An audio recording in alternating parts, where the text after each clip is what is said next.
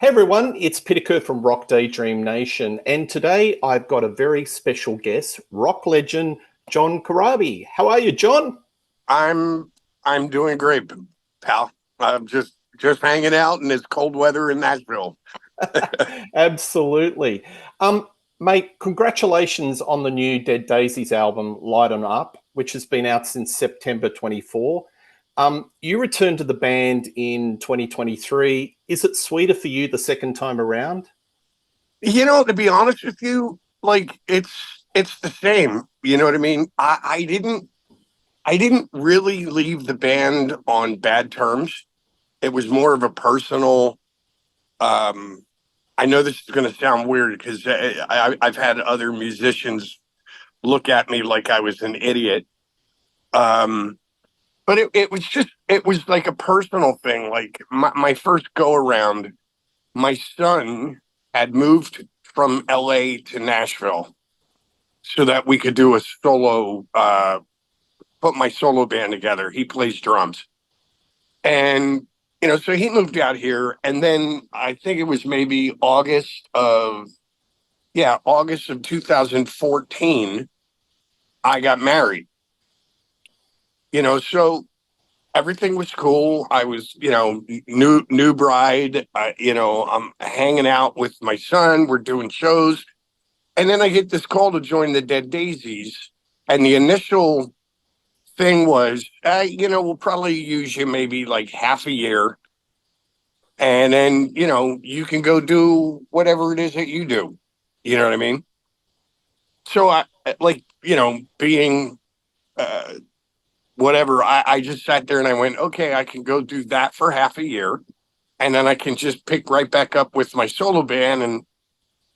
And for some reason, we did that first record, Revolution, and it just started to skyrocket.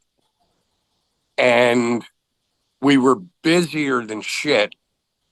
And it was one of those things where do a record, finish the record, you're home for maybe like a couple weeks, do your press, and then right out on the road and just tour. And Yeah. after like 3 years, it was like, I've got my son in one ear telling me how much I suck as a father because he moved to Nashville and then he's like, now I don't see you. And then I had my wife in my other ear going, dude, you've been home in the last 4 years. You've been home about 3 months. Like this is, so I sat and I talked to David Lowy and I just said, look, dude, I really appreciate the offer, but you know, I'm just going to go do my own thing for a little minute. I need to catch my breath and just get reacquainted with my kids, my grandkids, whatever. And but the whole time I was out, I was still talking to the guys. Um, we communicated almost on a daily basis to some degree. Um, and then even at one point, they had Glenn in the band, and Yep. Glenn was feeling under the weather. They were getting ready for a tour, and Glenn was sick. So I flew up to New York, and I actually sang for them while Glenn was missing. Do you know what I mean? Like, Yep. and then they picked up and finished rehearsals with Glenn. So it wasn't on a bad thing, So coming back when once Glenn said I'm going to go do my Deep Purple stuff again and Black Country Communion, I was obviously David called me first and just said, "How you feeling, Killer? You ready to like do this again?"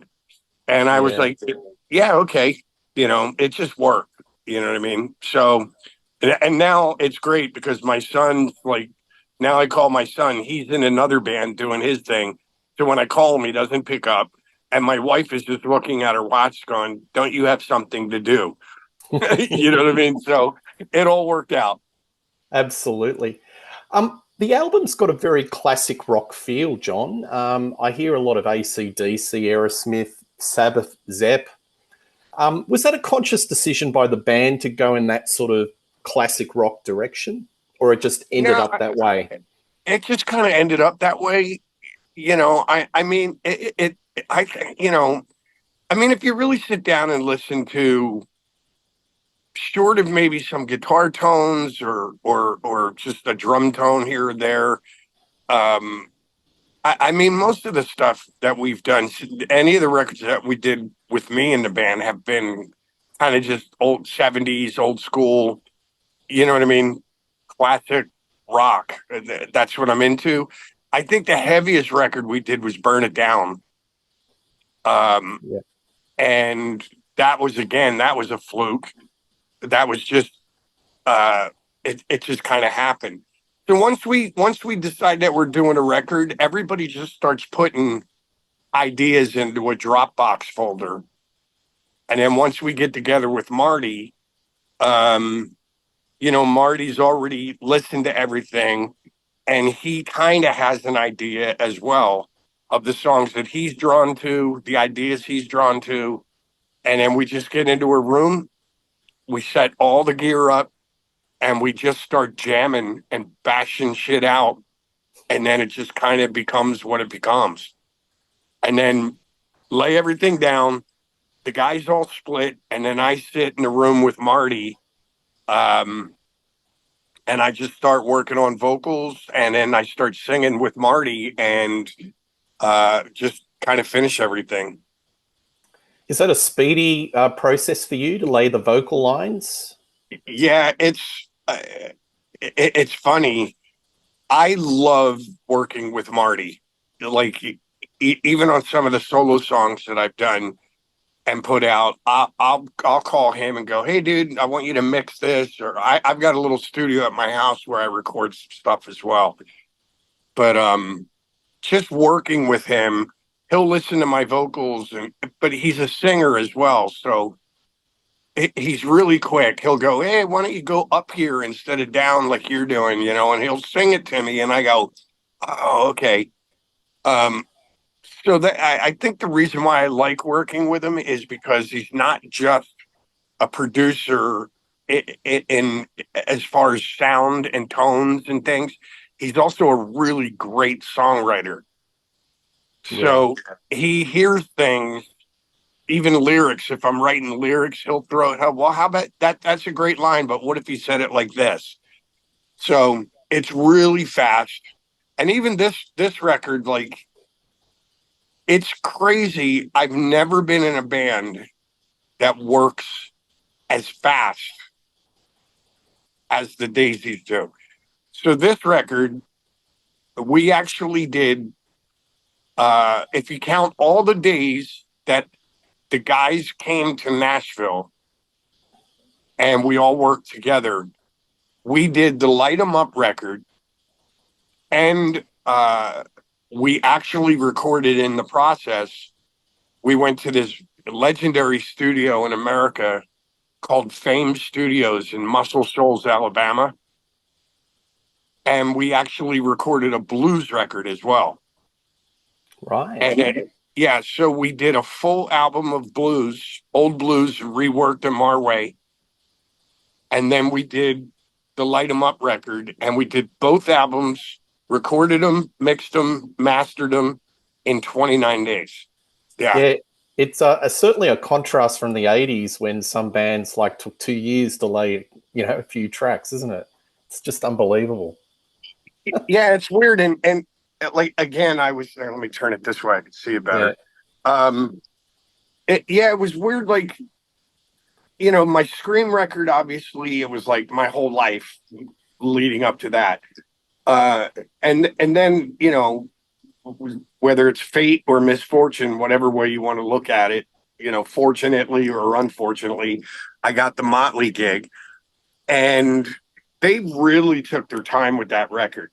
And it was a completely different work schedule than I was used to.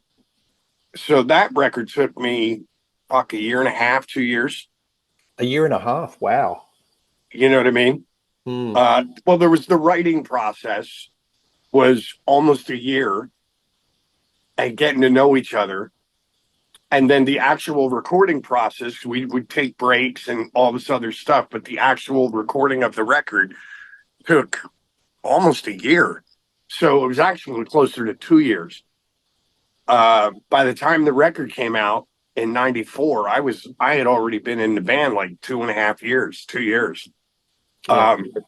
And then the union stuff was reasonably quick, but that again, that was another, 5, 6 months of me and Bruce Kulick getting in together and writing and demoing things. And so it's really weird. Like the first time when I came to Australia, we stayed there at the Fraser Suites in Sydney. And the manager goes, "Okay, all right, lads, I've got you guys set up for 1 month." And I looked at him, I go, "Well, 1 month for what?" He's like, "Well, to write and record the album." And I was just like, but we did it. We literally did that record from March 10th to April 10th of 2015. Done. Mixed, mastered, put in a bag. And I'm like, oh, it can be done. Yeah. So every record that we've ever done, we get together with Marty and we don't fuck around. We just, we Just put get the on with idea. it. We just get on with it. We put all the ideas in a Dropbox folder. We get into the studio, all the equipment gets set up. And then we just start jamming like immediately. Yeah. And it's, we'll go in at 10 o'clock in the morning and we don't leave, till 8, 9, 10 o'clock at night. Yeah. And we just stay there until we knock it out. Absolutely. With the Motley Crue album where you said 1.5 years, were there moments where you were just thinking, can we just get on with it? Or was it just, you just went with the flow, the creative process? Yeah, I kind of kept my mouth shut and went with the flow, but it was like, I was just sitting there going, like, even during the demoing process, we would get into a room and, we would go 5 days a week and we'd rehearse and then we'd work up songs and then we would go into a proper studio and demo everything. And then it was funny because, and they earned it. So it's really weird, but I was still kind of new and young and just hungry. But those guys had done a lot of shit at that point. Like, so we would go in and we would work maybe 3.5 weeks, 3 weeks, 3.5 weeks. And they would go, "Ooh, that took a lot out of me. I need to go to Hawaii for a month." Right. And then they would split. Again, I would be the only one or me and Mick. Tommy would go to Fiji with Heather Locklear for a month, and Nikki would go to like Hawaii with Brandy and his kids, and I'm just sitting there going, "Okay, now what do we do for a fucking month until they get back?" You know what I mean? So the whole thing was, it took a bit of getting used to, because I'm just like, once I start something, it's like, no, you know what? I'll take my break when I'm done. Let's just knock this out. Let's get it done. Whether it's painting a house or writing a record, whatever. Once I do the brush and I dip it in the paint, I'm staying here until the house is done being painted. With that album celebrating its 30th year, are you gratified that a lot of fans and folk just rate that as the best Motley Crue album? Because I come across so many people that just rate that album so highly. Do you feel gratified by that? Yeah, I mean, look, I appreciate anybody that finds the, beauty in anything that I do, but I'd be honest with you, like, there was a bit there, because I know there's a lot of fans that think it's the best record. Then there's the equal amount that go, I fucking hated that record. I wasn't going to listen to it. Motley Crue is Vince, Tommy, Nikki, and Mick. So I just really don't get caught up in it, to be honest with you. Unless I'm in conversation with somebody and I'm trying to make a point, I don't even talk about that record. That's like that. Like you just said, it was 30 years ago. Yeah. You know what I mean? So I don't really think about it. I'm more worried about, I'm more worried about what's in front of me, not what's behind me. Yep. With that record, was there a particular direction that the other guys were looking to go? Because it was in the days of alternative music. Was like Tommy or Nicky saying, "Look, we've got to go in the Smashing Pumpkins direction," or this and No, there that? was it was really not, unless they were talking about it amongst themselves. Uh, it was never brought up. I mean, it was just, again, four guys in a huge room playing at an ungodly volume, just jamming shit and kind of having fun. And I don't know. I think maybe when Vince left, they looked at the Scream and they saw what I was doing with the Scream and said, well, you know, we could get heavier. But honestly, when I went in there, they didn't even realize that I could play guitar. That was a fluke. And then once they did realize it, I played on everything. And so we just sat in a room and jammed, and like we were all all of us dug Led Zeppelin. Mick and I were huge Mountain fans, the band Mountain, Cream. Tommy was like Zeppelin, Aerosmith, so Sabbath was another big influence with all of us. So we were just kind of doing something that not intentionally, we were jamming, and we were just like, oh, that's a killer riff, dude. Yeah, fuck, man, it sounds like Sabbath, Volume 4 or Masters of Reality. Yeah, let's fucking, and we would just jam, and so we were. I don't think it was an intentional thing. Again, it was just jamming, and we just let the music take us where it wanted to take us. Yeah. And it just happened to be, one of the heavier records that Motley ever did. Yeah. The band has come out, well, Mick's come out with some experiences within the band that he hasn't been terribly happy about, negative. Did you see any of that during your time with Motley, or was everyone happy campers on this project? No, it was, I will say this.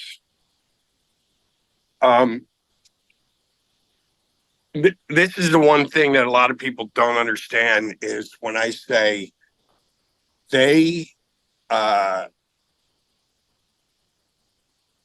there was so much drama in that band and turmoil.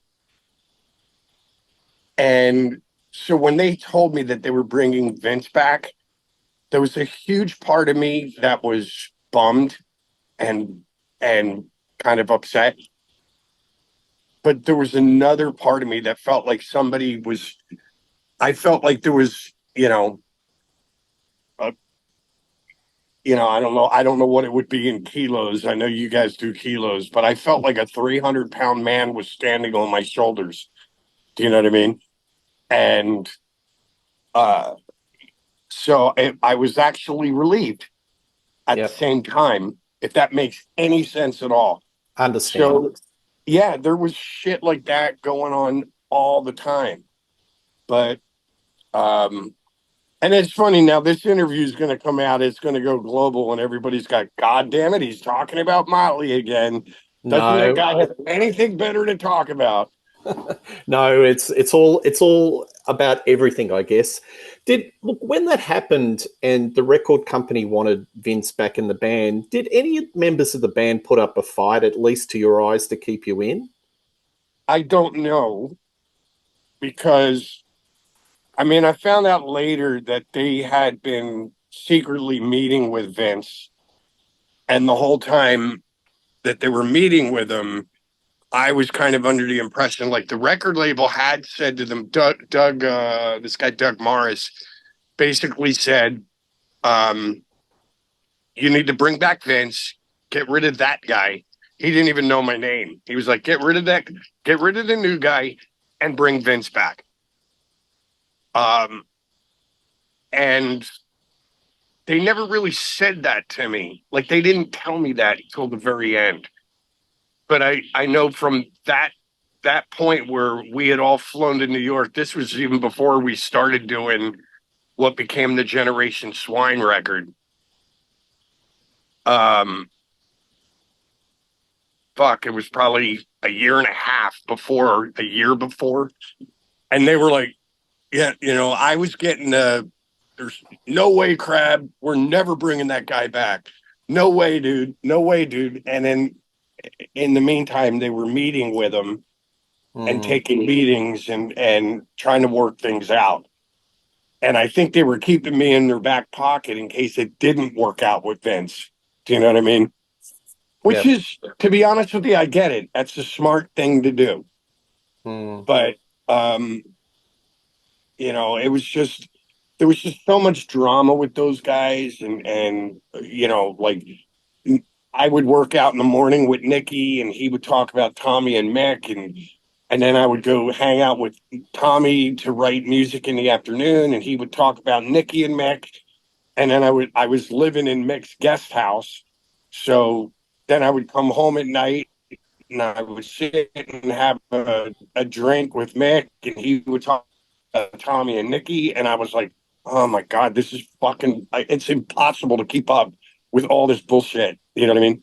So when they told me, hey, dude, Vince is coming back, I was bummed. Like I said, it felt like someone took, a 300-pound man off my shoulders. Understandable. Look, you would have had some great experiences on tour, even though the tour didn't sort of set the world on fire. But you singing those songs live in front of that band must have been something else. Yeah, like I loved, and the funny thing of it is like if you watch the movie The Dirt, they make it look like the band was playing in high school gymnasiums, to like 20 people. And it wasn't that way at all. I mean, we were pretty consistently like, we were playing like 10,000 plus seat arenas, but we were selling maybe, 4,000, 5,000. So we were doing maybe quarter to half of the arena. And even that with the, that 3, 4, 5,000, 6,000 people, the response was great. Like, so, singing Shout at the Devil or Primal Scream or Wild Side, the audience was into it at the time and it was fun. It was cool. When you did the song list for that tour, were there certain Vince songs that you sort of said to the guys, I can't do that? Did you have some control that, look, I'm not going to sing that? No, I got into that was my first argument with Nicky. I said, I am not singing Girls, Girls, Girls. Yeah. I won't do it. Yeah. And he was like, it's one of our biggest hits. We got into an argument. And then Tommy intervened on my behalf and said, dude, if he ain't comfortable with it, he's the one that's got to sing it. So we'll just pick something else. You know what I mean? We don't have to do that song every fucking tour.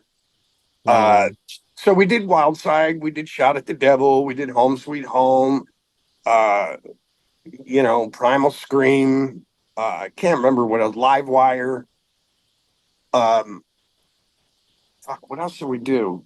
Can't remember. It's been so long. Yeah. But we did a little bit of that and a little bit of the new record, and then we did a couple covers. Yeah, well, I've looked at your song list, and I don't know how accurate it is online, but you did 7 songs off the album. That's a pretty decent chunk, and what I've seen, it's gone down a bomb with the fans. They really enjoyed it. Yeah, and to be honest with you, I can say this now. Like at first, which is weird, which is why I didn't understand why Nicky was arguing with me about Girls, Girls, Girls. But initially, they didn't want to do any old Vince stuff at all. And I was the one like, dude, you guys are fucking high. You have to do some shit, dude. Like those fans are going to be fucking pissed if they pay however much it was for a ticket. Back then, it was like $25, $20, whatever it was. But I go, they're going to have a fucking come apart if you don't play Shout at the Devil or some of those old songs. And then they relented, and we eventually did do like it was like half and half. Half the set was old, and half of the set was from the new record. Yep. Yep. Do you think that the band should have been under a different name, just rebranded or just rebooted under a different name? That would have been different for them. Yeah, absolutely. And to be honest with you, we tried to do that, Right. but you have to realize, like, it was silly, but the guys had just signed a massive record deal with Elektra. They re-upped again for like, I don't know, 30 million, $40 million. And then I don't think it was a year later, 6 months later, 8 months later, they called Elektra and said, Vince is out. We got this new guy. So right out of the gate, the record label was like, wait a minute. You know what I mean? That's like, that'd be like you going in and buying a $200 pair of fucking boots, and you buy the black ones and they send you the blue ones. And it's like, well, it's the boots, but you're like, no, it's not what I paid for. So the label was pissed about that. And then, so I just, the whole thing right from the get-go was, it was kind of doomed, but then we said, when we were doing the record, it was so different than anything they had done prior that we said, oh, let's, we actually were trying to come up with a cool name. And then you had the record label, the booking agents, like everybody involved except the band was sitting there going, wait a minute. You've already replaced the singer. We just gave you $30 million. You already replaced the singer. Now you want to replace the name. And it's like, this is going to start from scratch, dude. Like, this is going to be like a fucking new band. Now we're going to have to work for the money. And then the booking agents are going, yeah, like, you can't change the name of the band. You're going to go from a $200,000 or $250,000 a night band to a, $25,000 a night band. And so it was basically everybody else that always has their hands out in music. Everybody that was getting their percentage was sitting there and talked us out of it. And they said, you can't do that. So we didn't. We relented and we didn't do it. And that is the one thing that even now the record label and the booking agents and all the fans, they're all like, they should have named it something else. And even Nikki and Tommy and Mick will tell you that. Yeah, we probably should have called it something else, but say it be, we didn't. Yeah, and maybe the album coming out a year earlier, or maybe it just came out right at the wrong time, maybe a year or two earlier, when that first year you were in the band. Yeah, there's, again, like I said, I hate, I could probably sit here and dissect and tell you what went wrong, because it's funny. I joke around about it, but it seems like every record that I've done,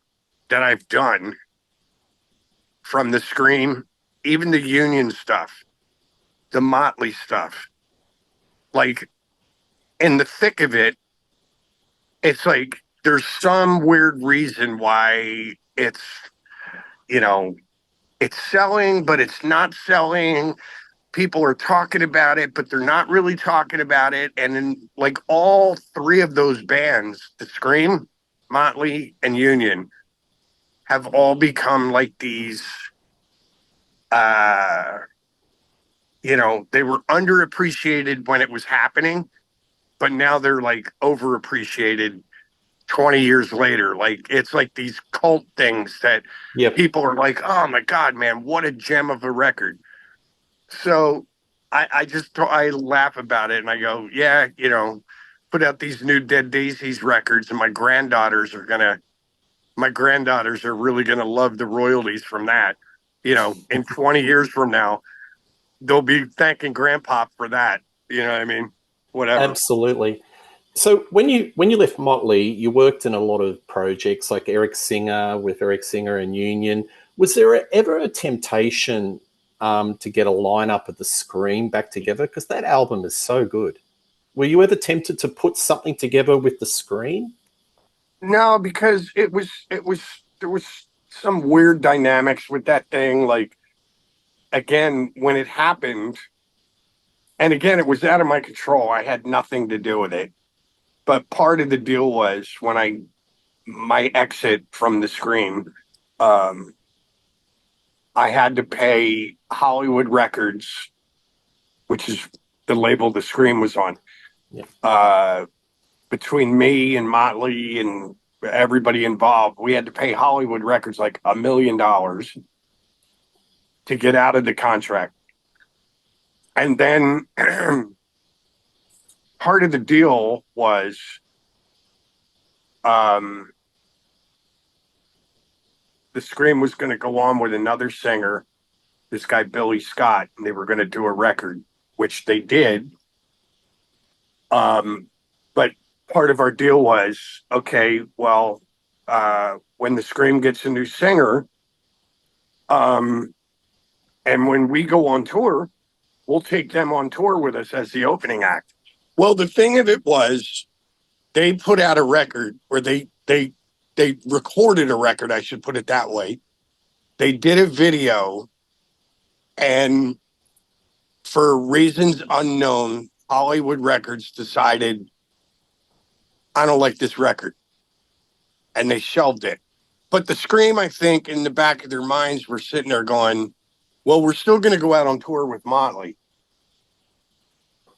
But Nikki said, you know, there was some loophole in the fucking contract where Nikki was like, no, I said if the Scream did another record, as part of the promotion for that record, that they would, you know, but you guys dropped them.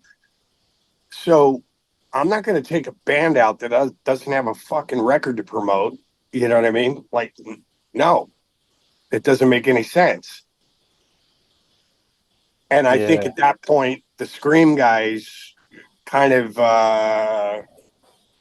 they got a little pissy with me for, if you will, for God, I don't know, like a long time.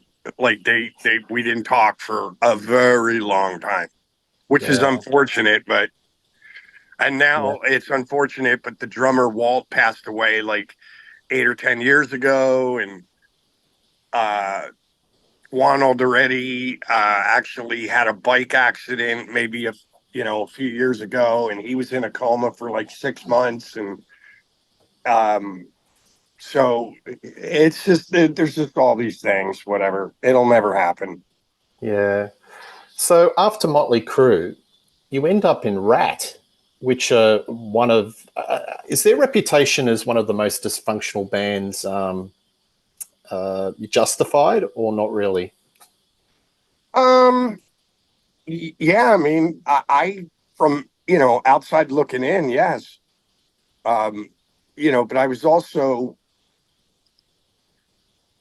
which I don't understand any band that has, any success at all. Because I think with any band, things tend to sort themselves out naturally. Like, you kind of figure out who the songwriter is. You kind of figure out, okay, who's got the business cap on? Who's the guy that's really good at business? And then, okay, well, who's the technical guy that actually could take an amp apart, put it back together again? And, so everybody's got their roles. And I think a lot of times these bands, they get so, like, I used to just laugh. I'm like, all the guys in Ratt, and they're all great. I love them all individually. But if you put them all in a room together, the first thing they do is they pull their dicks out to figure out who's got the biggest one swinging. Do you know what I mean? And it's like, And then it's just like a pissing contest the whole fucking time. So there's no real And one band leader, is there? It's an argument, isn't it? no, but it's like they're all vying to be the top dog. Yep. So I the first couple tours I did, and they had asked me to sing for the band, and I ran into Bobby Blotzer, and he goes, "Hey, dude, we need a singer," and I go, "Good luck with that, because I ain't fucking interested. I already bought that shirt with Motley. I'm done." Yep. And then it was funny, like. So it was I can't remember. It was Bobby Blotzer, Warren DeMartini, and Robbie Crane was playing bass. And they so Robbie called me like a couple days later, and I said, "Oh yeah, dude, I ran into Blotzer and he asked me if I'd sing for the band and blah blah blah." And I was just like, "No fucking way, not interested." Robbie and I are really good friends. So yeah, and then Robbie goes, "Yeah, we need a singer and a guitar player." And I went, "Oh, I can do the guitar if you're interested."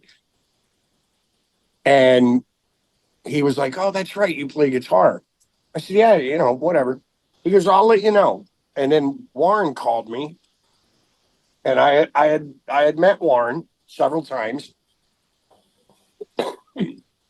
and Warren just said, "Hey, learn the harmony guitar solo to Round and Round, and come to my house on Friday." And I go, "Yep, okay." So I drove to his house, had my guitar. We went out into his yard. We sat in two chairs facing each other, no amps, and we just played the solo. And he goes, "Yeah, you're good, dude. You're in. All right, cool." Nice. But I was like, "Okay, Warren." I gave him a hug and I left. Yeah. And but the first couple tours we did, Steven wasn't involved. They got a singer named Jizzy Pearl for from Love Hate. Yes. And we went out, we did our thing, and it was fun. And then, but it was funny. Like, we would go to rehearsal, and it was just Warren and Bobby, and those two would just talk to Warren. He was awesome. Talk to Bobby. He was awesome. Put Warren and Bobby in a room together, and it's like Warren would go, "Bob, you're playing the songs too slow."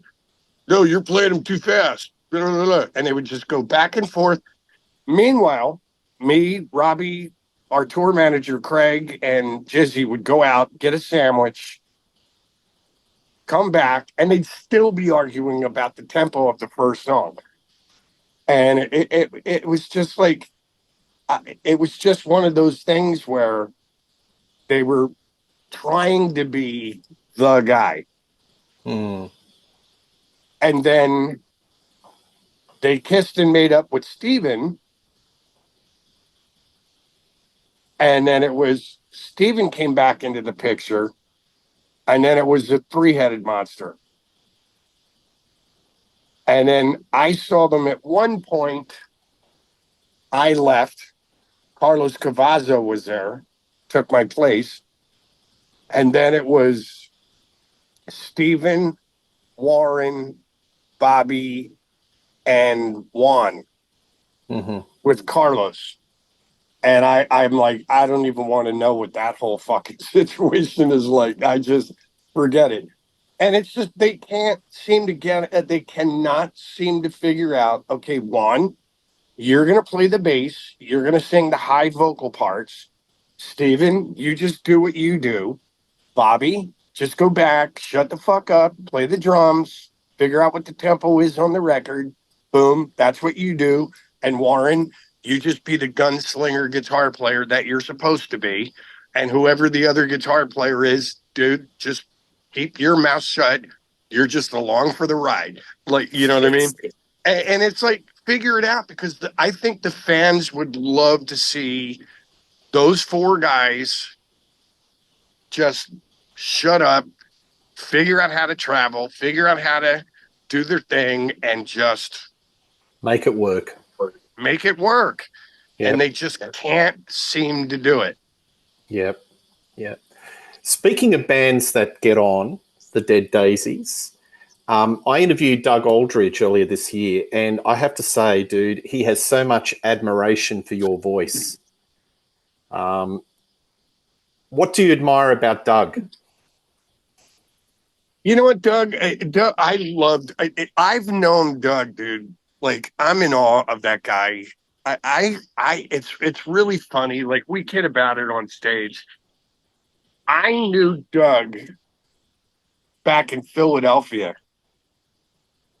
before he even moved to LA.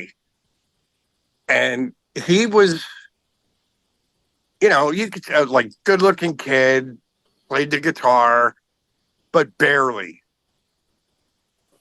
And then he went to LA, and just, it was funny when I finally moved to LA, and he had a band for a minute called Lion.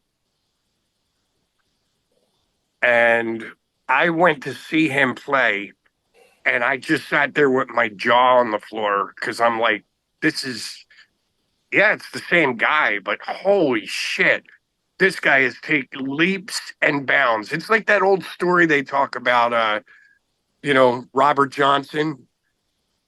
Robert Johnson wanted to be the blues player. Yep. And he wasn't very good. All these old blues guys go, man, he was horrible. That guy sucked, And then all of a sudden he goes to the thing and makes the deal with the devil and comes back like a year later. And he's just like the greatest guitar player on earth. So I love to see where, like, because I remember he wasn't a bad guitar player, but he wasn't what he was now. And he just morphed into this guitar god. And, and like I said, Doug and I have that Philly thing. So we're always like, when our team, the Philadelphia Eagles, are playing, we're like texting each other. So Doug's like, to me, Doug's like he's a piece of home. You know what I mean? It's like an old piece of home. So I love being in a band with him. We get along great. We have our brotherly arguments at times, Yep. and disagreements. But I also think that time away from the Daisies also made Doug appreciate things about me that he maybe didn't in the first go around, and vice versa. Like, I feel the same as well. You know what I mean? Yep. But yeah, I love playing with Doug. He's a great dude. Yeah. And I guess for the viewers, is he doing okay, doing well with that health scare? Yeah, just talked to him the other day. I asked him how he was feeling, and he's like, I feel great. Good stuff. He's all done his treatments. Everything looks good. And, he's just chomping at the bit, ready to get back out and play, next year. So beautiful. So you guys are going to be touring Europe next year. What are the differences that you notice about the European or the UK audiences comparative to American audiences? And I really don't mean to say this in a whatever, but it's kind of common knowledge. Like, I love America. It's a great country, but we have the attention span of a fucking gnat. And that's the difference. It's not even just Europe. It's everywhere else in the world. And then America.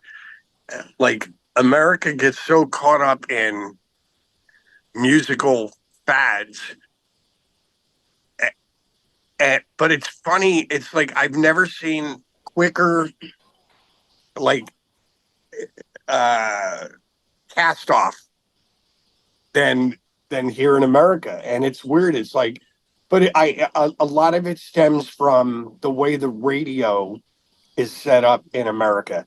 You've got one company called Clear Channel in Atlanta, Georgia, that basically sets up a playlist for probably 400 radio stations in America. And if you're not on that station, America don't give a shit about, you know what I mean?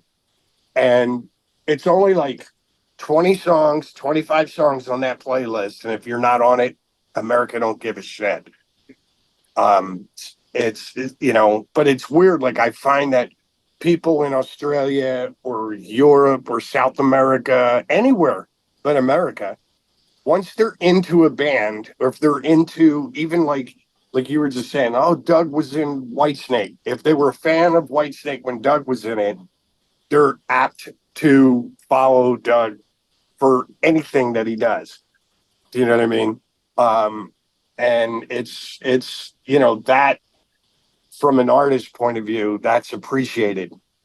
You know what I mean? Because I got fans in the Daisies that came on board with me, during the Motley or the Union stuff or the ESP or whatever it was. And they're just kind of followed, and now they become Daisies fans. So I love going to Europe. I still love playing in America too, but it's not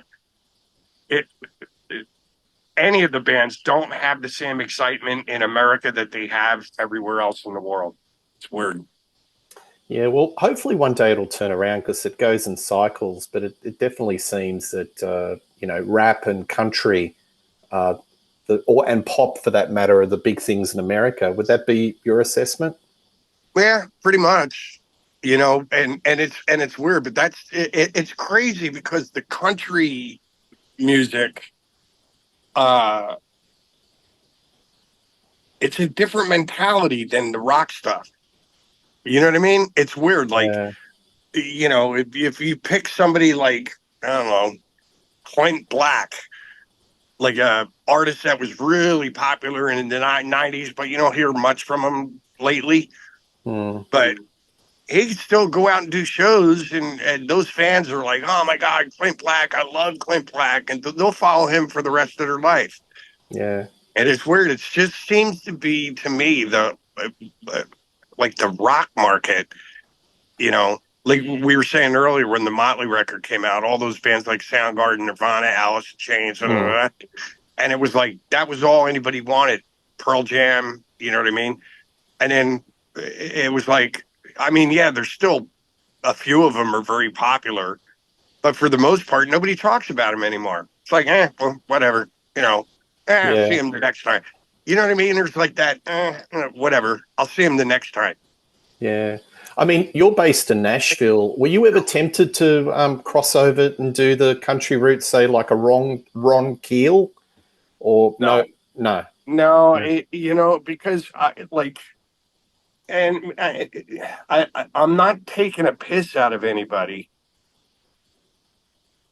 but to me, like, that just seems to be a very transparent thing to me. Like,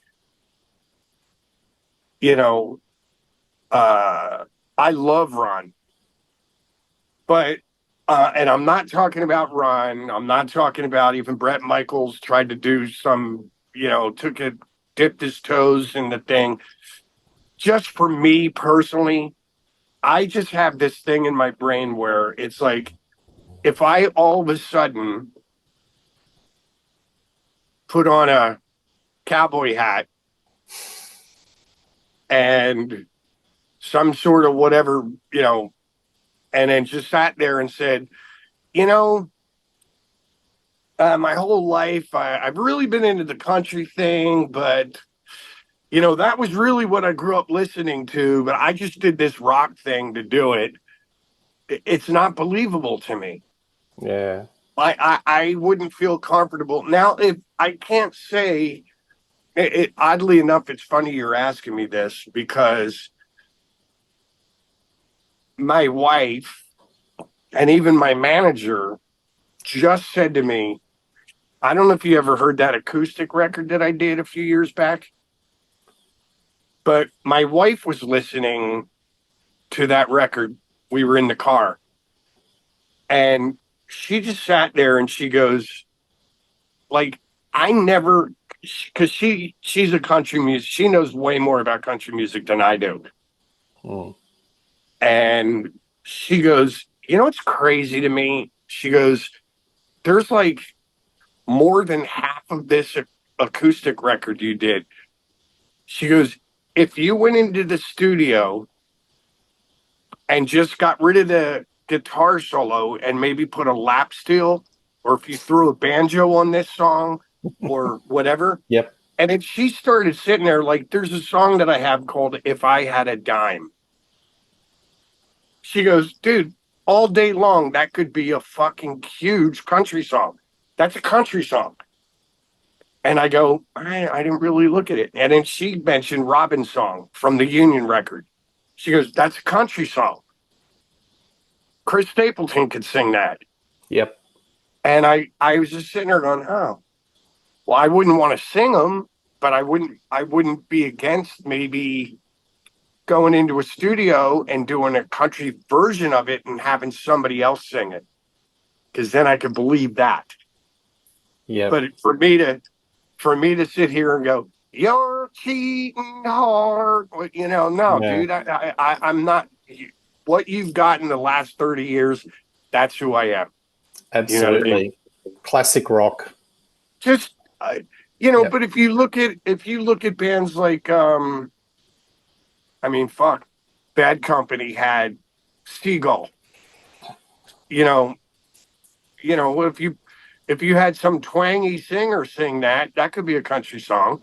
If you had Branham Your Stomp or Friends by Led Zeppelin, put a lap steel on it and have some country guy sing that could be a country song. So I've just always been, hey, just write, let the song go where it wants to go, and don't worry about what box it fits in. Just write it and sing it and do your thing. So if I have stuff that could be a country song, then I don't know, never know. Maybe somebody else will record one of them. Well, I think you've just unlocked the key why there's so many hard rock or heavy metal artists from the 80s that did the transition into Nashville. Just change an instrument or two and you've got it. Yeah, I could see Every Rose Has Its Thorn country song. I could see that. But it's just like, but what's funny? I remember I was a very good friend. I still am. I don't know why I said I was. Slim Jim Phantom from the Stray Cats. He goes, oh, dude, you got to come to the club tonight, man. I'm doing my new rockabilly band with Lemmy. And I go, wait, Lemmy from Motorhead. He goes, yeah, we got a rockabilly band. And I just could not wrap my head around it. And I went and I saw him. Lemmy still wore his cowboy shirt that he always wore, that black fucking cowboy shirt. He had a cowboy hat on. And he fucking sat there, same boots, same jeans, same belt buckle. And he's sat on stage, played guitar. Slim Jim played drums and he had a bass player. And it was fucking awesome. It was amazing. So I don't know, man. For me, it's just I think it's more about a lifestyle. Like it's more like I love Chris Stapleton, dude. Like he's that guy is a god. He could sing anything right now. Great songwriter, but I think he's doing well because he's real, man. He's like, you believe him. Authentic. He's authentic, yeah. And it's just when I see people switching genres, it's a gimmick thing to me. It's not authentic. That's the word I'm looking for is authentic. Yeah, absolutely. You know what I mean? Yeah. I mean, as much as I love Dolly Parton, do you believe that she's going to go out and do a fucking rock tour? No. It was something to do. You know what I mean? Yeah. But it's just, I guess the word I was looking for was authentic. It wouldn't be authentic if I went out and said, I've always loved country music. even though I do, but you try to sell myself as whatever. I'm getting out. I'm getting out of my whatever. So Yeah, absolutely. One final question. When are the Dead Daisies going to come to Australia? I mean, when are you going to get Poke David to come down under? It's been a long time. you know, it's funny. Uh, when I get an answer on that, I will fucking tell you.